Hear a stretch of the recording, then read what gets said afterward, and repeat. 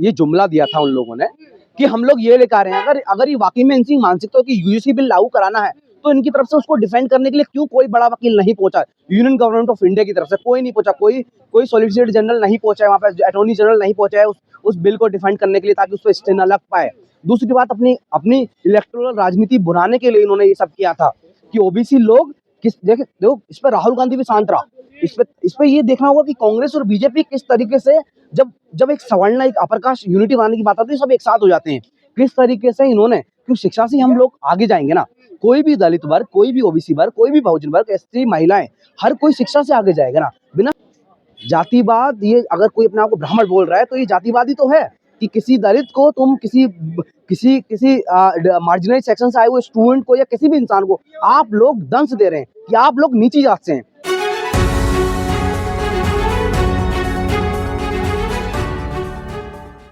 आशुतोष कैसे देख रहे हैं सुप्रीम कोर्ट ने जो स्टे लगाया है इस पूरे मामले पर? पहले फैसला आता है तो कहीं ना कहीं उम्मीद जगती है कि अब SC/ST OBC के जो छात्र हैं उनको कहीं ना कहीं न्याय मिलेगा, जो संस्थागत उनकी हत्या होती है उसमें कहीं ना कहीं रोक लगेगी। आप ड्यू के छात्र भी हैं तो बेहतर तरीके से आप समझ रहे होंगे क्या कहने की कोशिश। हाँ, इससे पहले जब हमको स्टे से पहले हमको समझना होगा कि क्या मेंटेलिटी इस बिल को लाने के लिए एक बड़े लंबे स्ट्रगल के बाद 2016 से after the murder of Rohit Vemula, साथी रोहित वेमुला का जब उनकी हत्या की उसके बाद एक बड़ा स्ट्रगल लड़ा गया, तब जाके सुप्रीम कोर्ट ने अलाउ किया कि आप यूजीसी को कि आप ऐसी गाइडलाइन लाइए जो हमारी डिमांड भी थी रोहित एक्ट के नाम से, कि जहां हर किसी SC/ST OBC स्टूडेंट को प्रोटेक्शन मिल सके, एक सेफ एनवायरनमेंट मिल सके, एक ऐसा एनवायरनमेंट जहां वो बराबरी से पढ़ सके, तभी इक्विटी का उसमें नाम लिया गया। दूसरी बात, जब सरकार ये बिल लेके आती है, सुप्रीम कोर्ट उस पर स्टे लगाती है, लेकिन सरकार की तरफ से कौन सा ऐसा सॉलिसिटर जनरल या वकील एडवोकेट उसको डिफेंड करने के लिए कोई भी नहीं गया।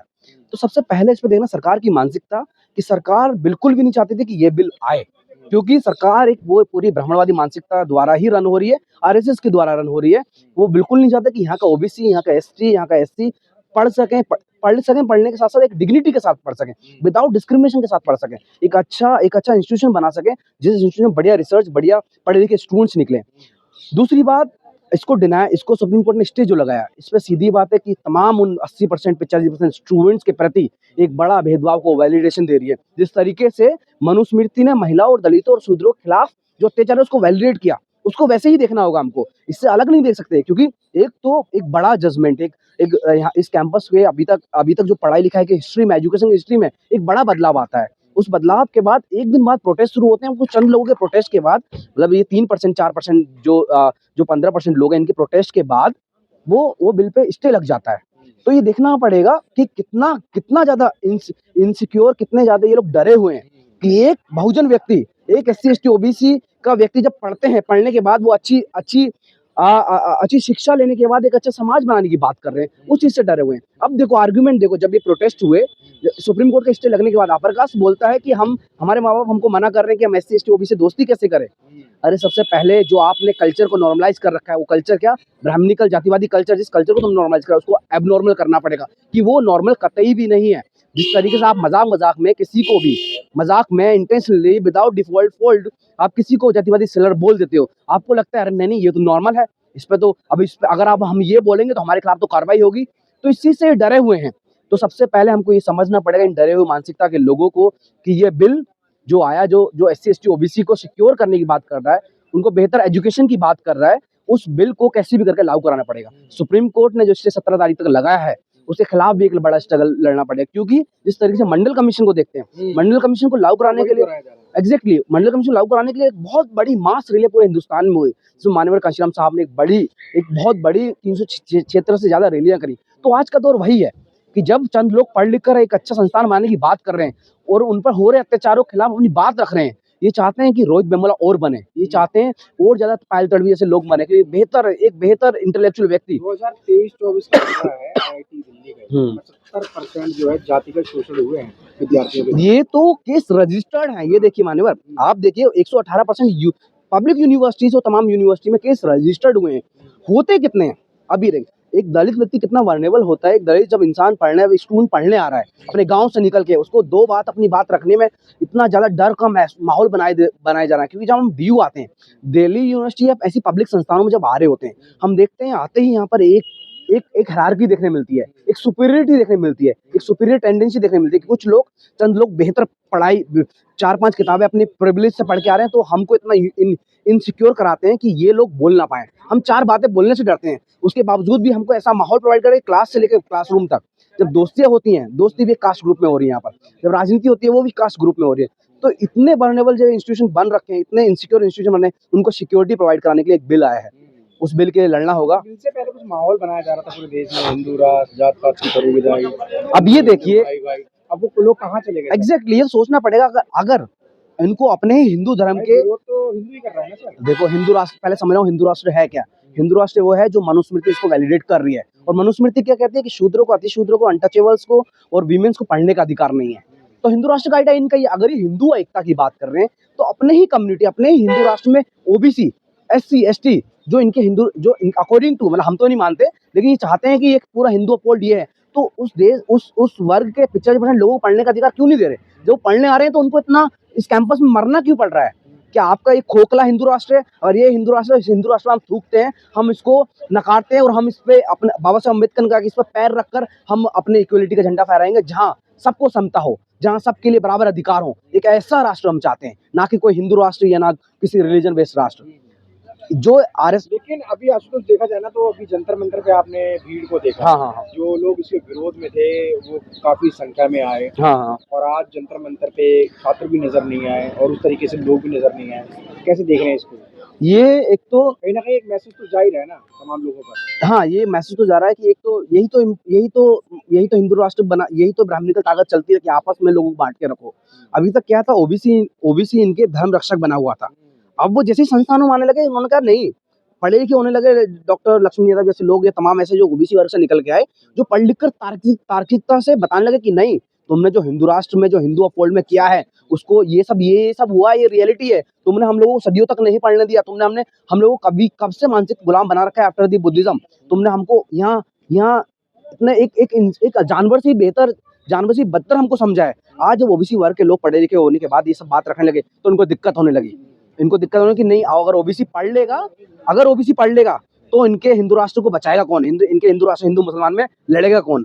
तो ये दिक्कत उनकी पढ़ाई से हो रही है, ये दिक्कत ओबीसी को पढ़ने से, एससी एसटी पढ़ने से हो रही है। तो ये कैसे भी करके उस पढ़ाई को, संस्थान को, उस बढ़ते माहौल को, उस अम्बेडकर राइट जो सोच है, जो एजुकेटेड ऑर्गेनाइज, उसको रोकना चाहते हैं, उस पे कोमा फुल स्टॉप लगाना चाहते हैं। लेकिन हम उन तमाम स्टूडेंट से भी अपील करते हैं कि ये वक्त है तुम्हारे अपने संस्थान बचाने का। ये वक्त है तुमको इज्जत से, डिग्निटी से, या बिना किसी इनसिक्योरिटी के से इस कैंपस में आके, जैसे कोई एक व्यक्ति अपर कास्ट पढ़ रहा है, वैसे ही तुमको एक बराबरी का हक का, क्योंकि हम लोग बाबा साहब अम्बेडकर के संविधान वाले देश में रहते हैं। उस संविधान की जो धज्जियां ये पहले से ही उड़ा रहे हैं, लेकिन उसके बाद भी हम लोग देखते हैं कि स्टूडेंट, ओबीसी और एसटी स्टूडेंट ऑर्गेनाइज नहीं हो पा रहे हैं। तो उनसे एक यही मैसेज है कि आप लोगों को अपने कैंपस, अपनी पढ़ाई, जिससे आप अपना बेहतर फ्यूचर, अपनी जनरेशन का बेहतर फ्यूचर। ड्यू अब क्या रुक लेगा सर? 3 तारीख को हम लोगों ने दिल्ली यूनिवर्सिटी में एक बड़े मार्च का प्लान कर रहे हैं।